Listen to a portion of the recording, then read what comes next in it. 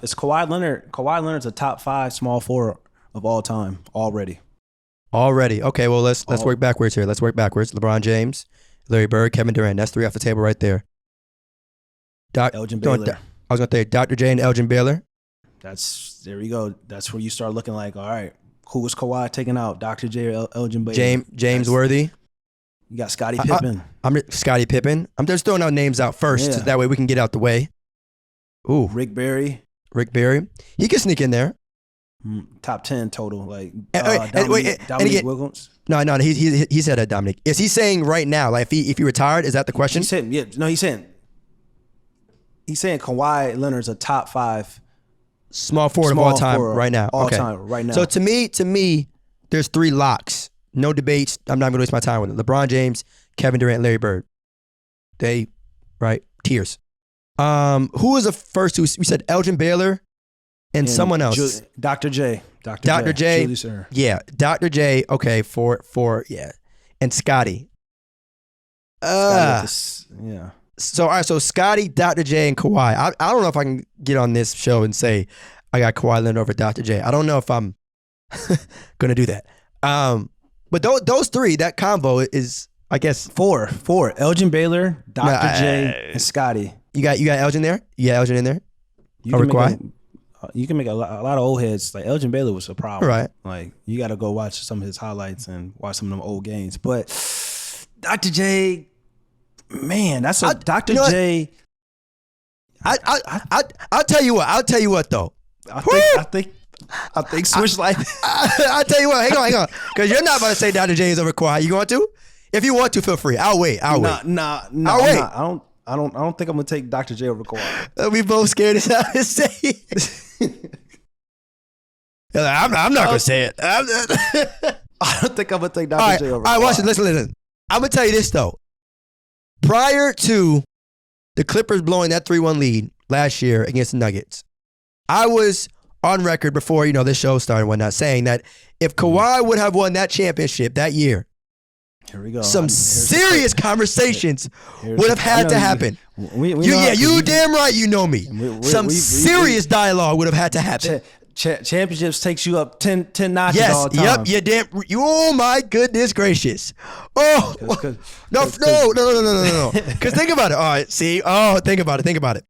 That brother would have had 3 chips. 3 finals MVPs on 3 different teams. He would have been the first player ever to do it. Hang on. He would have been, but we know who did it. Before the age of 30, hang on. Hang on.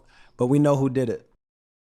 Very true. So now, the if game. That's why I never loved the if game. I just play, the cards that's in front of me. But that's a good question. Those 3 locks. Scotty, Dr. J, Kawhi, Elgin. And it's crazy because I'll say this about like Scottie Pippen, and somebody made a post a long time ago, kind of like not giving Scottie Pippen his talent, basically saying he was Andre Iguodala. That's what people were saying about Scottie Pippen. And I'll say this, man. People gotta understand that like it's more in the game of basketball than just scoring. And the first time we saw Scottie run a team, have his team on his own, he showed you the full package.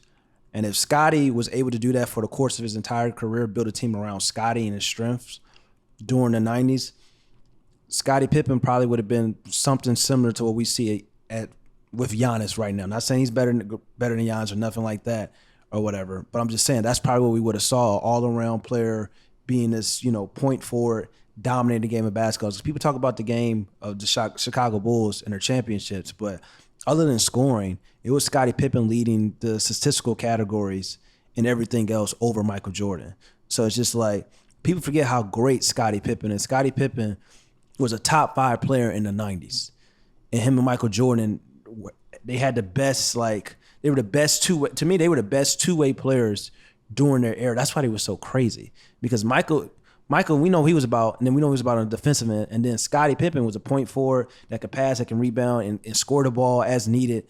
But he also was a crazy defender as well. So we got to give people start looking at stats, same people that talk about this player averaging 30 and 40. There's some players that may average less than, not average 20 points per game, 18 points per game, but their impact is so like undeniable and so crazy. Like you got to give them their flowers. So we got to give Scotty his flowers. There's no denying that. I think Slam sent out a tweet a couple years back, like who would win a game of one-on-one game to 11, Kawhi and Scotty. And when you think about guys that can kind of play both sides of the ball, obviously those are probably two of the top guys that you should mention off rip. But I want to make sure too, before we move on to the next question, that there's no one else that we forgot, no one obvious. Oh, I'm not gonna get crazy on here, but I don't think he's nowhere near this. Who? But some Boston fans may say, hold up now. Paul Pierce. Is Paul Pierce a top 10 small forward of all time? Okay, well, I mean that debate. I mean maybe, but I thought you were gonna go crazy and say top 5. No, I'm not I'm gonna say two words. Hell, no.